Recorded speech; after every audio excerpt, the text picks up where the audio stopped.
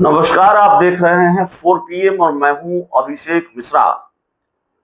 देखिए, बिहार के मुख्यमंत्री नीतीश कुमार और उनकी चर्चा लगातार बिहार के राजनीतिक गलियारों में है।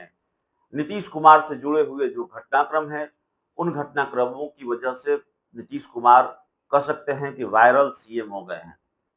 नीतीश कुमार एक ऐसे मुख्यमंत्री हो गए हैं जो लगातार वायरल होते हैं और बिहार के मुख्यमंत्री नीतीश कुमार, जिनको एक वक्त पर ताकत समझा जाता था किसी भी गठबंधन के लिए, क्या वो कमजोरी बन गए हैं? नीतीश कुमार के साथ मामला उल्टा हो गया है और कल ही हमने आपको बताया, इस सवाल पर हमने कल ही बातचीत की कि क्या नीतीश कुमार से भारतीय जनता पार्टी कन्नी काट रही है। नीतीश कुमार को लेकर बहुत साफ बोलने में बीजेपी को हिचक है। नीतीश कुमार को लेकर बहुत साफ भारतीय जनता पार्टी नहीं बोल पा रही है। देश के गृह मंत्री अमित शाह बिहार दौरे पर आए और उसके बाद उन्होंने एनडीए की बैठक का जिक्र किया, उसको लेकर ट्वीट किया, तो नरेंद्र मोदी के नेतृत्व का जिक्र किया है। मोदी जी के नेतृत्व में एनडीए को लेकर जिक्र किया। अमित शाह ने जो ट्वीट किया उसका मतलब बिहार में भी एनडीए मोदी जी के नेतृत्व में चल रहा है। ऐसा लगा कि मोदी के नेतृत्व में ही एनडीए चुनाव लड़ेगा, बिहार का विधानसभा चुनाव भी। सवाल यह है कि जीत हार से पहले क्या नीतीश कुमार हार रहे हैं? जीत हार तो 2025 का चुनाव नतीजा बताएगा और जितनी सीटों पर भी जेडीयू चुनाव लड़ेगी, उसमें से कितनी सीटों पर जीत हुई, हार हुई, ये सब चुनाव नतीजों में पता चलेंगे। लेकिन भारतीय जनता पार्टी के सामने क्या नीतीश कुमार हार रहे हैं? और नीतीश कुमार से बीजेपी सिर्फ कन्नी काट रही है या नीतीश कुमार को बहुत झुका भी रही है और नीतीश कुमार बहुत झुक भी रहे हैं भाजपा के सामने? सीट शेयरिंग का मसौदा क्या होगा? सीट शेयरिंग का फॉर्मूला क्या होगा? और इसकी बातचीत हम बार बार इसलिए कर रहे हैं क्योंकि इसको लेकर अलग अलग जानकारियां सामने आती हैं। आप जानते हैं, चुनावी साल है, जानकारियां लगातार बदलती हैं और बदलती हुई जानकारियों के साथ आपके सामने आना हमारा काम भी है।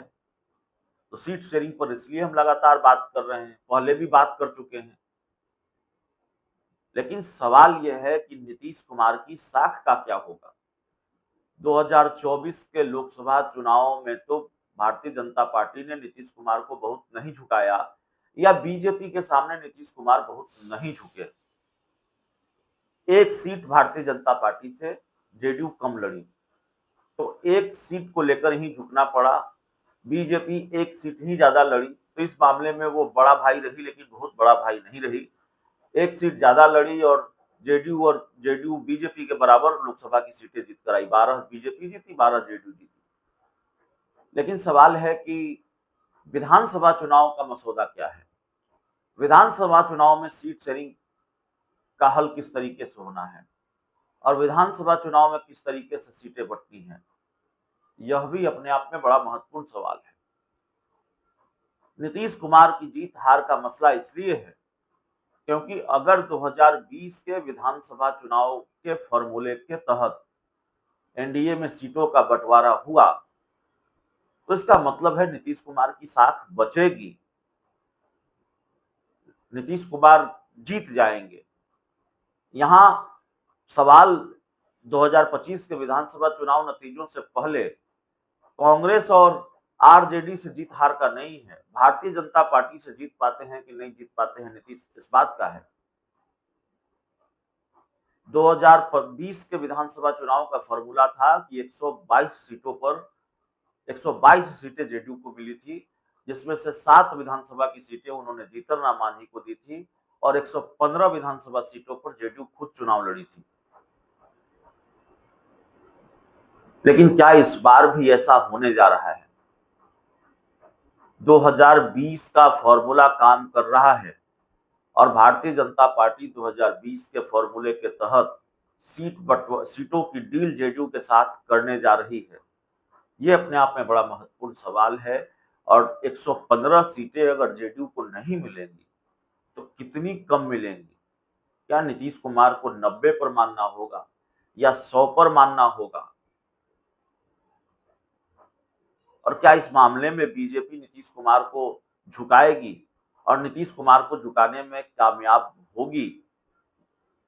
ये सारी चीजें हैं या एनडीए में सीट शेयरिंग को लेकर घमासान की स्थिति पैदा होने वाली है? वैसे अमित शाह की मीटिंग के बाद सारे दल कह रहे हैं, एनडीए में शामिल सभी दलों के नेता कह रहे हैं कि नहीं नहीं, सीट बंटवारा आसानी से हो जाएगा। चिराग पासवान तो कुछ ज्यादा ही डंके की चोट पर कह रहे हैं, सीट बंटवारे में कोई दिक्कत नहीं आएगी, बहुत आसानी से सब कुछ हो जाएगा। लेकिन जो अंदर का गणित है वो आसानी से सब कुछ होता हुआ नहीं दिखाई दे रहा है। तो नीतीश कुमार बीजेपी से जीतेंगे कि हारेंगे, ये बड़ा सवाल है और ये देखना बड़ा महत्वपूर्ण है कि वो भारतीय जनता पार्टी से जीतते हैं या हारते हैं। 2020 के विधानसभा चुनाव में सीट बंटवारे का फॉर्मूला हमने आपको बता दिया है। उसी फॉर्मूले के तहत अगर सीटों का बंटवारा हुआ तो ठीक। एक मामला यह भी है कि नीतीश कुमार ये चाहते हैं कि वो सबसे बड़ी पार्टी बनकर उभरे विधानसभा चुनाव नतीजों के बाद। अब ये संभव होगा कि नहीं होगा, क्योंकि इंडिया गठबंधन को भी हल्के में नहीं लिया जा सकता। कांग्रेस, आरजेडी, वाम दलों का जो गठजोड़ है, मुकेश सहनी का जो गठजोड़ है, उसको भी हल्के में नहीं लिया जा सकता। तो ये जो 2020-25 में 25 सीटों की जीत का दावा है, खैर ये तो नहीं होने जा रहा है, तो कोई सामान्य समझ वाला व्यक्ति भी बता सकता है। लेकिन लड़ाई 2020 का मुकाबला होगा और बहुत सारे मुद्दे हैं, लैंड सर्वे का मामला है, बहुत सारे ऐसे मुद्दे हैं जो एनडीए को नुकसान पहुंचा सकते हैं। नीतीश कुमार के खिलाफ एक नाराजगी भी बिहार के वोटरों में है, बिहार के लोगों में है, उसका भी एक नुकसान हो सकता है।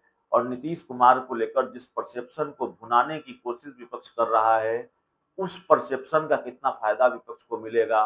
अगर फायदा मिला तो जाहिर है एनडीए के लिए ये और एक नुकसान की बात होगी।